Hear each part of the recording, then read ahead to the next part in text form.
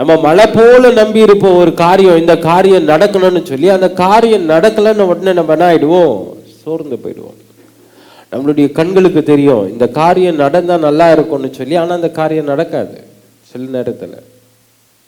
ஆனா ஒருவேளை இந்த சூழ்நிலை உங்க வாழ்க்கையில ஏற்பட்டு இருந்தா, நான் இன்னைக்கு சொல்றேன், ஐயோ இந்த காரியம் நடக்கலையேன்னு சொல்லி வருத்தமே படாதீங்க. ஒரு ஆமென் சொல்லுங்களேன் பார்க்கலாம். எதனால நான் சொல்றேன்னா, இன்றைக்கு நம் கண்களுக்கு நலமாய் படுகிறது, நாளைக்கு அது நல்லதா இருக்காது. இன்றைக்கு நம் கண்ணுக்கு நல்லதா படுறது நாளைக்கு நல்லதா இருக்காது.